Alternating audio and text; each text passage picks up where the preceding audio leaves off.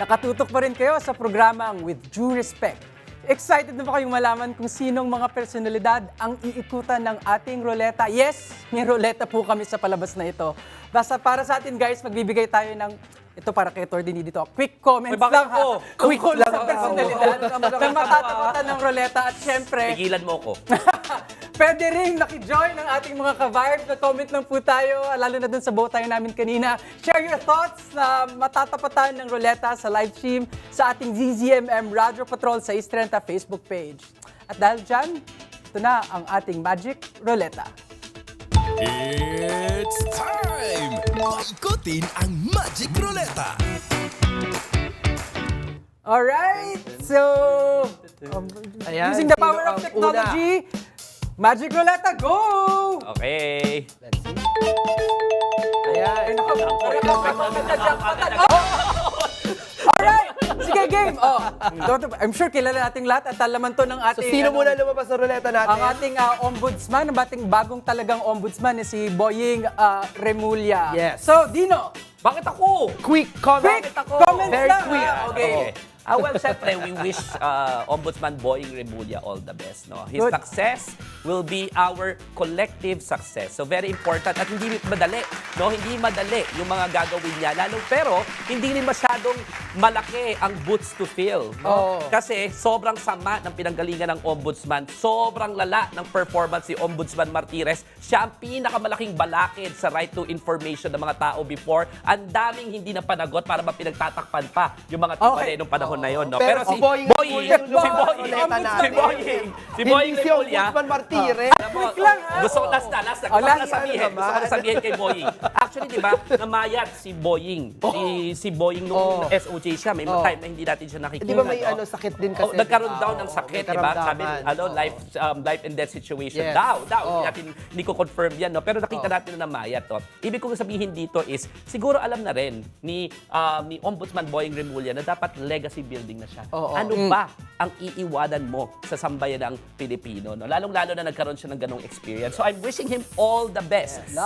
He has every chance no, to leave a good legacy to the Philippines. Ayan. Okay, At least finally following instructions na Pilipino. Oh, ikaw, talagin mo. Hindi, speaking of legacy nga, di ba? Ang maganda naman dito ay kauna-unahan na ginawa ni Ombudsman Boying Remulla ay yung ibalik yung public access doon sa SALN or Statement of Assets, Liabilities, and Net Worth ng ating mga public officials. Dahil ito din yung unang-una, naku parang not follow instructions na ako.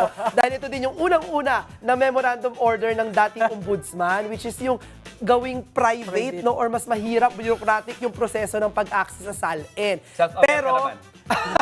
pero no, meron mga nilabas na mga provision diyan sa SALN na may mga katanungan pa din tayo. Kaya yes, Dino here is wishing him all the best. Ako siguro bilang ating bagong ombudsman, no, patuloy din yung pagbabantay natin, 'di ba? Kasi may mga ginawa siyang exception na pwedeng may mga hindi pwedeng kumuha o mag-request ng SALN ng mga public officials. Dapat buksan yan sa lahat. Okay. Dapat maging transparent. Dapat wala talaga. kulatilya. There was a time in Oh, our history oh. na yung SALN Marami pa talagang tayong open. pag-uusapan, Okay, ha? talagang open. Sige na. Okay, so dahil dyan, ako na lang yung very quick. Iroleta na si Dahil Dino. pangalan ng ating bagong ombudsman ay Jesus Crispin Remulla. Dahil linggo ngayon, tandaan natin, sana yung pangalan ni Jesus Crispin Remulla ang maging basehan ng kanyang performance. Kinakabahan ako dito Una kay siya si Carlo. Jesus at galit si Jesus sa injustice. Okay. Si Crispin sa Noli Metangere ay Okay. biktima ng injustice. At Remulla, sana tandaan niya yun yung order of priority niya.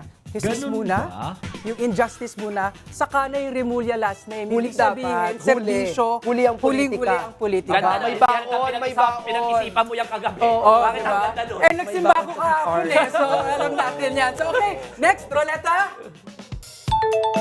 Dami alam ni Carlo, O, diba? Nakakaloka. Oy!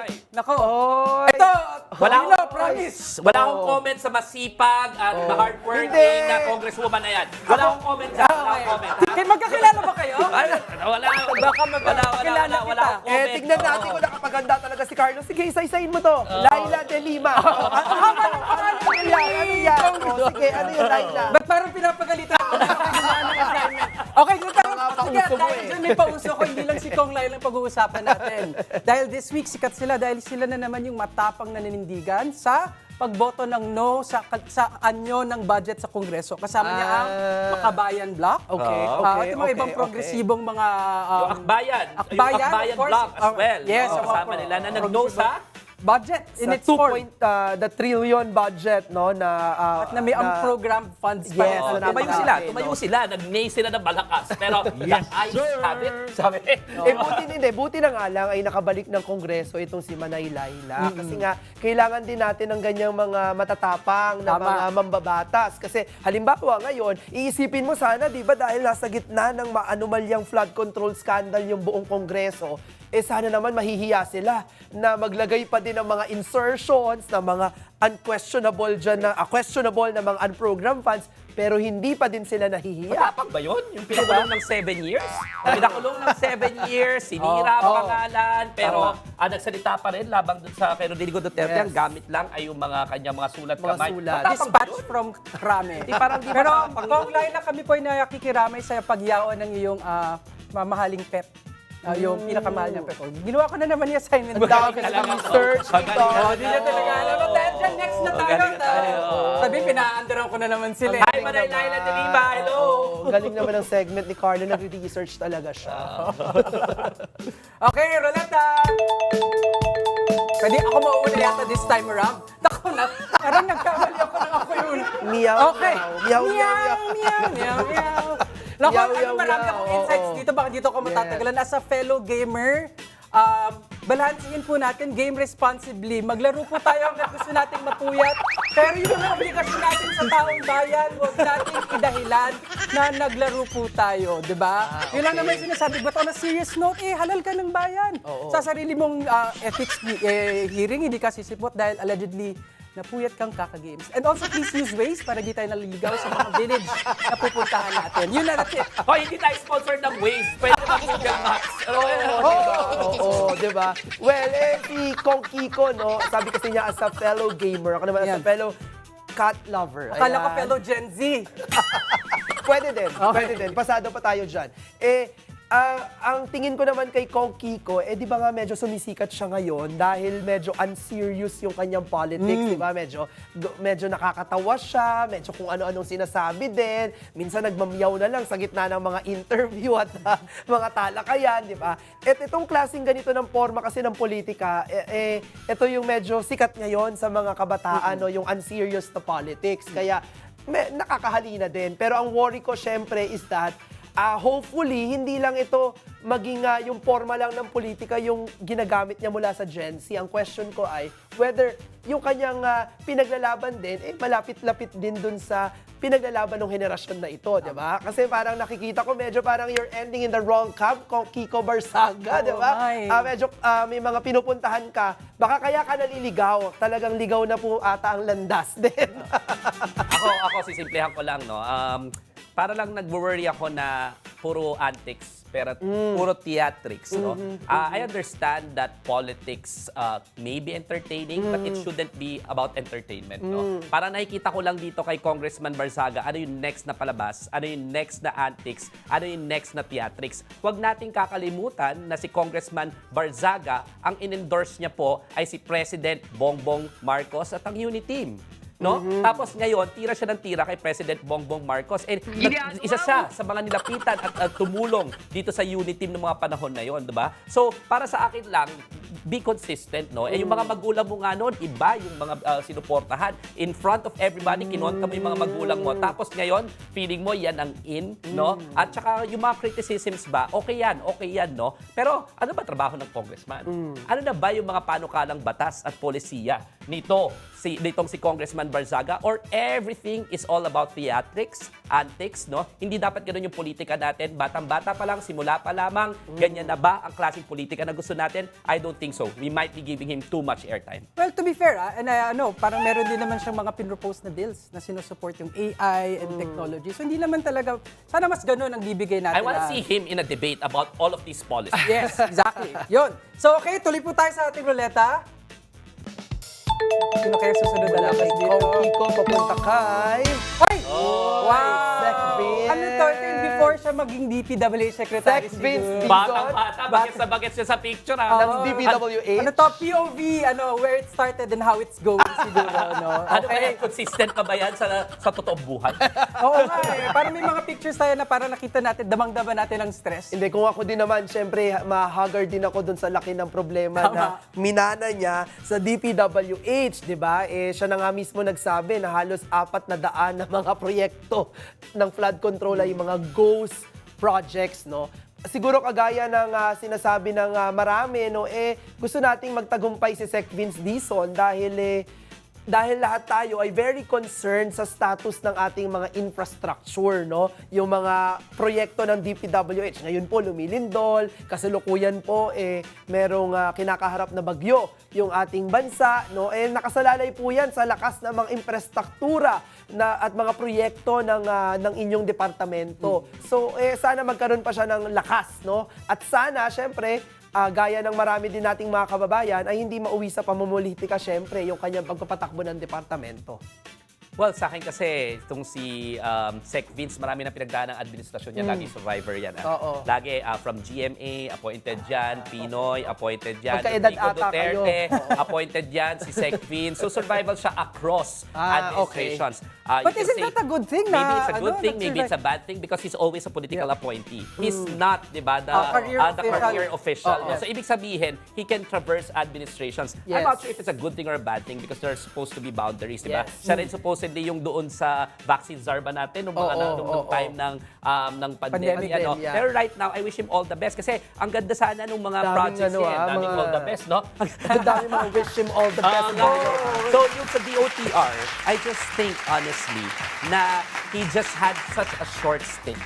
Such a short stint sa transport. Oo. Sa akin kasi, alam mo, para maging effective cabinet officer ka at meron ka talagang long-lasting change, kailangan, tingnan mong mabuti at magkaroon ka ng time, no? Okay. Ito para papalit-palit siya ng departamento. Ang trabaho rin dito sa, tawa ka, Clive, sa DPWH, hindi naman mag-investigate. Diba, trabaho ng Department of Justice yan, trabaho ng Ombudsman yan, magko-cooperate ka lang. Ang question ko, what now is the plan? Meron na ba tayong master plan? when Kapag it comes- presidente na po, si Atty. Dino Grabe. Leon, patatagalin niya po. Isang Meron pa yata tayo departamento. ilang mga paiikutin, no? Sa akin, meron pa yata tayo naka-ready na 2. O 3, may time pa tayo for 1 or 2 more. At sige, that's spin the ruleta! Sino na to? Sino na to? Don. Uy! Ay, si Michael V. ba to? Ay, hindi. Okay, this is the Vizcaya couple. I'm sorry. I love you, Pitoy. Si Mr. and Mrs. Peppa Pig. Those who converse in the English, British accent. Right, okay. Name. Ito yung yung nagtatatakbo, kunyari umiiwas sa camera pero naka-all red na talagang shouting na red, di ba? Itong si Sara Diskaya. Para lang they're enjoying their celebrity status. That is what I'm sensing and what I'm feeling. In fact, the reason why you will be, I don't know if stupid enough to actually create an interview, a documentary, flashing all your cars, luxury cars, is because you want to be a celebrity. So para bang dream come true pa yata sa kanila ito, no? Tapos hindi pa rin sila napapakulong. Alam naman na, di ba? Meron na The silang extent. meron na nga silang confessions doon sa Senado ng involvement nila kung paano nangyari, di ba? So para sa akin lang, very clear. Tsaka, alam mo, ang tawag namin dito sa batas yung res if sa loquitur, no? Ibig sabihin, the thing speaks for itself. Kung merong approved at nakalagay doon, in-audit ng DPWH, na may project natapos na, pagtingin mo wala, the thing speaks for itself So, ibig sabihin, what is taking them so long to charge the Diskayas? Why is it that they're giving them this airtime as if they are celebrities? Medyo naiinis na ako.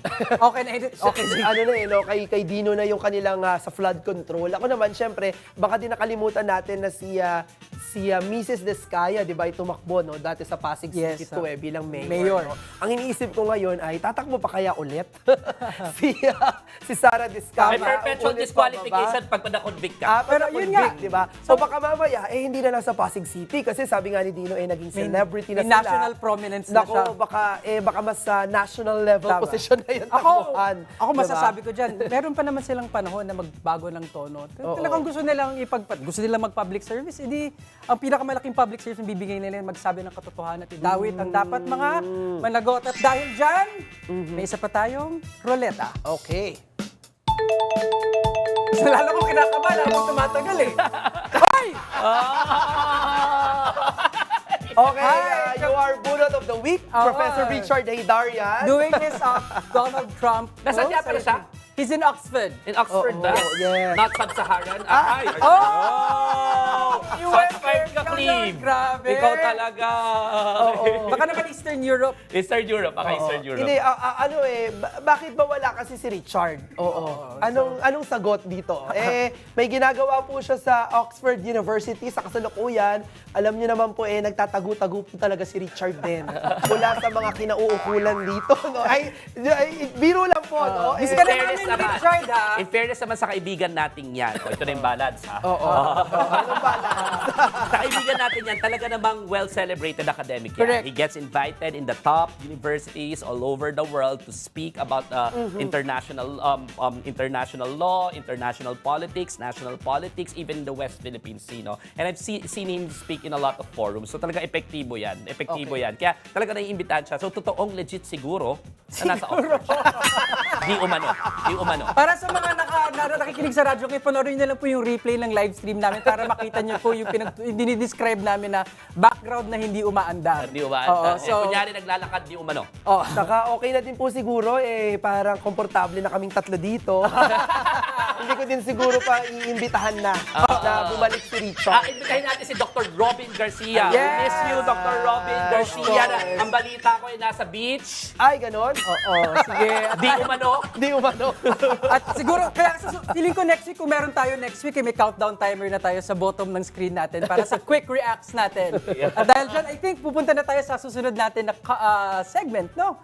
Abangan sa aming pagbabalik, huhusgahan babasahin natin ang Andun inyong na tayo sa opinion. point na yun. Hindi natin huhusgahan. Komento at kuro-kuro sa ating vibe check, kaugnay ng takbo ng investigasyon sa flood control projects. Dito lang yan sa With Due Respect.